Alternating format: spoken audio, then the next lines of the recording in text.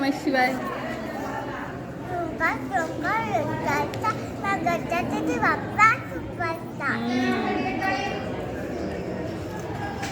Happy Shivratri.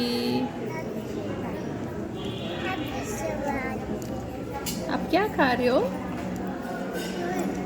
Sweet भोले बाबा ने दिया है। अच्छा लगा आपको? चलो जल्दी से खा लो, फिर मैं आपको भोले बाबा की कथा सुनाऊंगी। सुनोगे? आप सुनोगे? जल्दी से खाओ तो सुनाऊं क्या? एक बार ना एक ऋषि परिवार होता है। ऋषि, उनकी पत्नी और उनका बच्चा, है ना। तो क्या होता है ना, भोले बाबा उनको किसी वजह से श्राप देते हैं और वो तीनों ना हिरन बन जाते हैं। और हिरन बनने के बाद वो तीनों जंगल में चले जाते हैं। जो वो जंगल में जाते हैं, इधर उधर भटकने लगते हैं, तो क्या हो जाता है ना, वो तीनों जो है ना गुम हो जाते हैं, मतलब एक दूसरे से अलग हो जाते हैं। और फिर वो तीनों एक दूसरे को ढूंढने लगते हैं। और दूसरी तरफ एक शिकारी जंगल में शिकार ढूंढ रहा था, बट उसको कहीं शिकार नहीं मिल रहा था। इसलिए उसको भी बहुत गुस्सा आ रहा था, उसको टेंशन भी हो रही थी, बहुत परेशान हो रहा था कि आज मैं अपने परिवार को क्या खिलाऊंगा, है ना। फिर क्या होता है, जैसे बहुत थक जाता, वो जंगल में बहुत शिकार ढूंढता, कहीं नहीं मिलता। फिर उसको एक पेड़ दिखता है, तो वो सोचता है थोड़ी देर उसके ऊपर बैठता हूँ, और क्योंकि ऊंचाई पे चला जाएगा ना तो जंगल में दूर तक देख सकता है, तो कि मैं वहाँ से देखता हूँ अगर कोई शिकार मिलेगा। तो ऊपर बैठता है, गुस्से में वहाँ बैठा होता है। तो जो पेड़ होता है वो पता है किस चीज़ का होता है? वो होता है बेल पत्र का पेड़। वो देखो, उधर देखो, वहाँ पे भी है, बिल्कुल ऐसा ही पेड़ होता है बेल पत्र का। वो बेल होता है वो, है ना। और उस पे बैठता है, तो वो क्या करता है, जैसे बोर हो रहा था, तो उसने एक एक पत्ता करके ना तोड़ के नीचे फेंकना शुरू कर दिया। और पेड़ के नीचे पता क्या था? पता है? भोले बाबा की मूर्ति, भोले बाबा शिवलिंग होता। तो जैसे ही वो बेलपत्र तोड़ते और नीचे फेंकते, और बेलपत्र भोले बाबा को बहुत पसंद है। तो शिकारी को तो नहीं पता था कि वो बेलपत्र नीचे फेंक रहा है, मतलब भोले बाबा के ऊपर। तो वो फेंक रहा था, वो लगातार वैसे ही फेंकता रहा। और उधर तभी अचानक से वहाँ पे हिरन आ जाता है, वही ऋषि जो होता है वो आ जाता है। वो क्या कर रहा होता है, वो अपने परिवार को ढूंढ रहा होता है। शिकारी को जैसे ही दिखता है, शिकारी खुश हो जाता है कि अब तो मुझे शिकार मिल गया।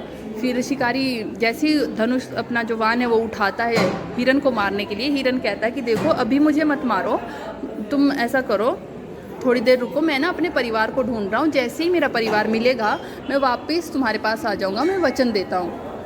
तो शिकारी मान जाता है कि ठीक, चलो ठीक है। तो और फिर वो हिरन वहाँ से चला जाता है अपने परिवार को ढूंढने। उसके बाद वो जो ऋषि की पत्नी है वो वहाँ आ जाती है, तो सेम यही घटना होती है। वो भी वैसे ही शिकारी को बोलते कि मैं वचन देती हूँ कि जैसे ही मेरा परिवार मिलेगा मैं तुम्हारे पास वापस आ जाऊँगी। और जैसे ही वो जाती है, फिर उसका बच्चा वहाँ आता है, और वो भी सेम वही कहता है कि जैसे ही मेरा परिवार मिलेगा मैं वचन देता हूँ, मैं यहाँ आ जाऊँगा। फिर वो तीनों निकल जाते हैं, फिर से एक दूसरे को ढूंढते हैं, बट वो मिल नहीं पाते हैं। फिर तभी उनको याद आता है कि हमने तो शिकारी को वचन दिया था कि मैं वापस यहाँ आ जाऊँगा, फिर तो मुझे मेरा शिकार कर लेना।